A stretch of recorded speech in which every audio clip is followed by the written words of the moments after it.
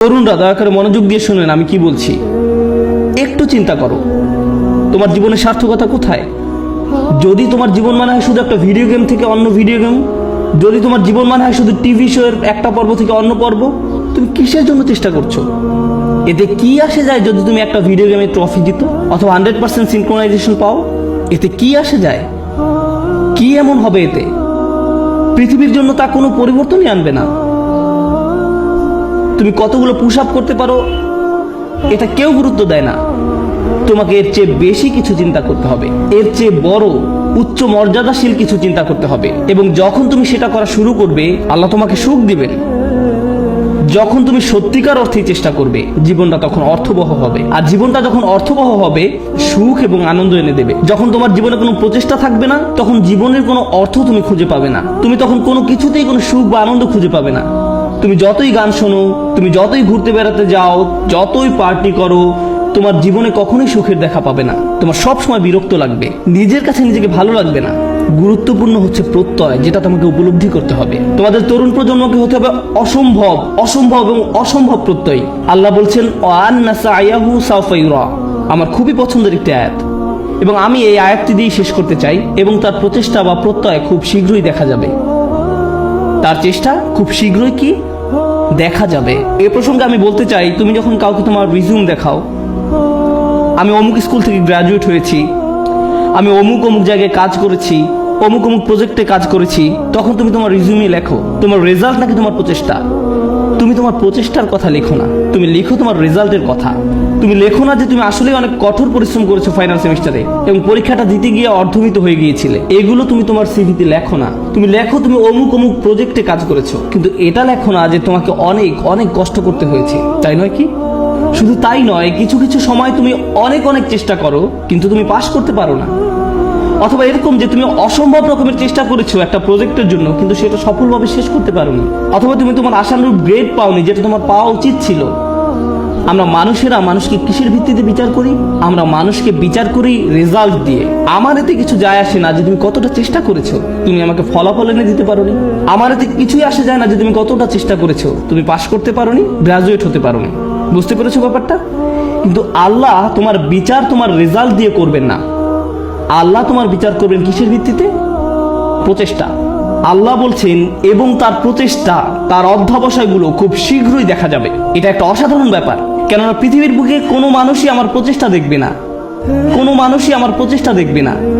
আমি তোমার প্রচেষ্টা দেখবো না, অথবা তুমি আমার প্রচেষ্টা দেখবে না, কিন্তু তিনি হচ্ছেন শুধুমাত্র আল্লাহ, যিনি আমাদের প্রচেষ্টা অধ্যবসায়গুলো দেখবেন। আমরা সবাই দেখি ফলাফল, আমরা হচ্ছি ফলাফল সর্বস্ব মানুষ। আল্লাহ হচ্ছেন বিচারক, যিনি দেখেন প্রচেষ্টা। সুবহানাল্লাহ, কতই না মহান আমাদের প্রভু।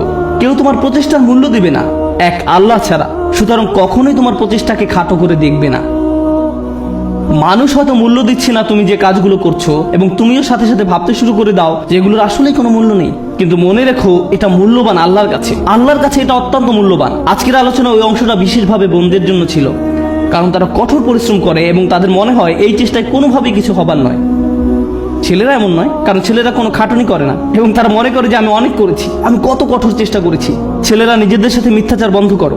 তোমাদের নিজেদের এটা বলা বন্ধ করতে হবে যে তুমি যথেষ্ট করেছো। তোমার অলসতা দূর করতে হবে। ভাইরা, শয়তান তোমাদের ধ্বংস করে দিচ্ছে, সে তোমাদের ধ্বংস করছে। তোমরা এত অলস। নিজেদের কাছে যুক্তি দেওয়া বন্ধ করো এবং কাজ করো, বেশি করে কাজ করো, আবেদন করতে থাকো, করতেই থাকো, অন্যদের সাথে এই ব্যাপারে কথা বলতে থাকো, নেটওয়ার্কিং করো। থেমে যে বলো না যে আমি সব রকম চেষ্টা করেছি তারপর ফল পাইনি। না, তুমি সব রকমের চেষ্টা করোনি। উদ্যম হারিও না, এটা করা তোমাদের শিখতে হবে। তোমরা তোমাদের বোনদের কাছ থেকে শিখো। তারা হলো একটু একটু অপেক্ষা করো, আমি তোমাদের ব্যাপারেও বলবো। কিছুক্ষণ পরেই তোমরা আর খুশি হবে না। তোমাদের সমস্যা কি জানো? সুখের সন্ধানের কথা এখন ভুলে যাও। তোমাদের সমস্যা হলো তোমরা সর্বদা নিজেদের ব্যাপারে অনিশ্চিত। তোমরা সবসময় ভাবছো আমি যথেষ্ট নই, বা আমি হিসেবের মধ্যেই নেই। হাততালি থামাও। তোমাদের ব্যাপারগুলো সহজভাবে নিতে হবে।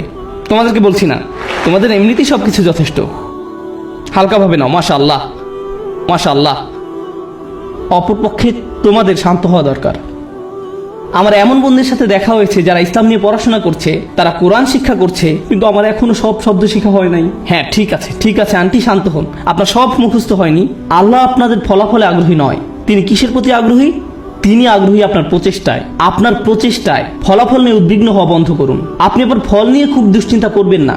আপনি এখনো যা জানেন না, যেটা এখনো অর্জন করতে পারেন নাই, সেটা নিয়ে আপনি বড্ড বেশি ভাবেন। অর্জন নিয়ে চিন্তা করা বন্ধ করুন এবং আন্তরিক, অকৃত্রিম, সর্বোচ্চ যতখানি সম্ভব চেষ্টা করে যায়। আমি বলছি এমনটা করলে আল্লাহর কাছ থেকে ফলাফল আসবেই, কিন্তু সেটা তার সময়সূচি অনুযায়ী আসবে, আপনার নয়।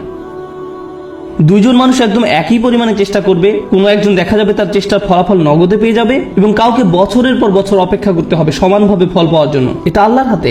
এজন্য আপনি বলতে পারেন না সে তো অনেক সুফল পেয়ে গেল আর আমি কিছুই পেলাম না, আমরা তো একই রকমের চেষ্টা করলাম। এটা ঠিক না, না, এটা পুরোপুরি অন্যায্য। কারণ সেই হিসেব আল্লাহর কাছে ন্যস্ত, এবং আল্লাহ শুধু এটাই দেখতে চেয়েছেন যে আপনি কতটা চেষ্টা করেন। ধরুন দুজন মানুষ একদম একই পরীক্ষা দিল। আমার ক্লাসে এমনটা ঘটেছিল, তারা একদম একই পরীক্ষা দেয়। একজন অনেক বেশি পরিশ্রম করে, সে দিন রাত সারাক্ষণ পড়াশোনা করে। এই প্রোগ্রামে আসার আগে সে আমার বন্ধু ছিল, আমরা দুজন বন্ধু ছিলাম। আমি এখন তার শিক্ষক এবং আমি তাকে বলছি যে চলো ঘুরতে যাই। না, আমাকে পড়তে হবে। আমি তোমার শিক্ষক? না, আমাকে পড়তে হবে, পরীক্ষা আছে। আমি তোমার পরীক্ষা সহজ করে নিব, আমি তোমাকে অতিরিক্ত ক্রেডিট দিব। না, আমার পড়া আছে। এই মানুষটা দিন রাত পড়াশোনা করে। আমি জানি যে সে কি পরিমাণ চেষ্টা করলো, তার প্রচেষ্টার কথা আমি জানি। কিন্তু জানেন, সে তার ক্যারিয়ারে খুব উজ্জ্বল, ব্যবসায় এত দক্ষ, পেশাগতভাবে ভীষণ চটপটে ছিল। কিন্তু ব্যাপারটা এমন যেন আল্লাহ তাকে আরবি শেখার জন্য তৈরি করেননি। সে যত বেশি শিখুক না কেন, সে বেশি নম্বর তুলতে পারতো না। কোনো মতেই পাশ করতো প্রতিবারই। আর তার পাশের ছেলেটাই অতিরিক্ত প্রতিভাবান, আমার দেখা সবচেয়ে অলস এক মানুষ। সে ক্লাসে সারাক্ষণ ঘুমাতো, কিন্তু সে প্রত্যেকবারই 99 বা 100 পেত। এতে আমার খুবই রাগ হতো। আমি সেই ছেলেকে শূন্য পেতে দেখতে চাইতাম। আমি চাইতাম যে সে শূন্য পাক, আমি যেন তাকে পরীক্ষার খাতা দিয়ে কঠিনভাবে চড় মারতে পারি। আর যেই মানুষটা পড়তে পড়তে নিজেকে শেষ করে দিচ্ছে, সে পরীক্ষায় ব্যর্থ হচ্ছে। শিক্ষক হিসাবে আমি হতাশ হয়ে গিয়েছিলাম। সেই ছাত্রের অবস্থা তাহলে কি চিন্তা করুন। শিক্ষক হিসাবে আমি হতাশ। কিভাবে সম্ভব যে এই ছেলেটা কোনো চেষ্টাই করে না আর সে ভালো ফল পাচ্ছে, এবং এই মানুষটা যত ধরনের চেষ্টা সম্ভব করছে আর সে কোনো ফলই পাচ্ছে না। মনে হতো যেন এটা অন্যায্য। কিন্তু জানেন কি, যখন এই দুই মানুষ আল্লাহর সামনে এসে দাঁড়াবে এবং দুজনই বলবে যে আমি আল্লাহর জন্য আরবি শিখেছিলাম, হে প্রভু, আমি আপনাকে সন্তুষ্ট করার জন্য আরবি শিখছিলাম, আল্লাহ তখন বলবেন, দেখি তোমরা কি করেছো। তাদের মধ্যে একজন দেখাবে 99 আর একজন দেখাবে 20 নম্বর। সেদিন আল্লাহর কাছে কোনটা বেশি মূল্যবান হবে? সেই 20 নম্বর অমূল্য। সেদিন এটা মূল্যাতীত। কারণ আল্লাহ খাতার নম্বর দিয়ে মূল্যায়ন করেন না। তিনি কি দিয়ে মূল্যায়ন করেন? প্রচেষ্টা দিয়ে। সেই 99 এর মূল্য সেদিন হবে খুব খুব খুব কম। কারণ এটা পাওয়ার জন্য তাকে খুব বেশি চেষ্টা করতে হয়নি। আল্লাহ এভাবেই বিচার করেন। এটা পুরোটাই গুণগত মান সংক্রান্ত, পরিমাণ সংক্রান্ত নয়। মানুষ শুধু পরিমাণ বিচার করতে পারে, আল্লাহ গুণগত মান বিচার করেন। আপনি এখন যা করছেন তার মান বিচার করুন, আপনার যাপিত জীবনের মান নির্ণয় করুন, আপনি যেই দিনটা পার করলেন তার মান, সকালে কি ধরনের নাস্তা আপনি খেয়েছেন, আপনি কার সাথে কথা বলেছেন, আপনি কিভাবে সময় ব্যয় করেছেন, আপনি কি করেছেন, আপনার দিনের মান কেমন ছিল, সেটা আগে ঠিক করুন। এবং ইনশাআল্লাহ তাআলা তবে এই উম্মতের ভবিষ্যৎ খুব উজ্জ্বল। কারণ আপনি একবার যদি পরম সত্যের ব্যাপারে চিন্তা করা শুরু করেন এবং আপনি প্রভাব নিয়ে চিন্তা করা শুরু করেন, তবে এই ঘর থেকে নতুন চিন্তা ভাবনা আসা শুরু করবে, সৃজনশীলতা আসা শুরু করবে, নিত্য নতুন প্রজেক্ট আসা শুরু করবে, যেটা ক্রমান্বয়ে দুনিয়াকে বদলে দিতে পারে, সেটা দুনিয়াকে প্রভাবিত করতে পারে, যেমনটা আর কখনো করেনি। মুসলিম তরুণ সম্প্রদায় এটা করতেই সক্ষম। মুসলিম তরুণরা এটা করতে সক্ষম যখন তারা সঠিক সাধনার জিনিসটি খুঁজে পায়। আল্লাহ আয্যা ওয়া জাল্লা এই মানুষগুলোকে, এই তরুণ সম্প্রদায়কে এই উম্মতের বীর পুরুষ করুন, যারা সঠিক সাধনার সন্ধান করে। পরবর্তী প্রজন্ম এসে যেন বলে আমি তাদের হারাতে চাই, তারা ছিল যেন স্বর্ণতুল্য মানদণ্ড। বারাকাল্লাহু লি ওয়া লাকুম। আসসালামু আলাইকুম ওয়া রাহমাতুল্লাহি ওয়া বারাকাতুহু।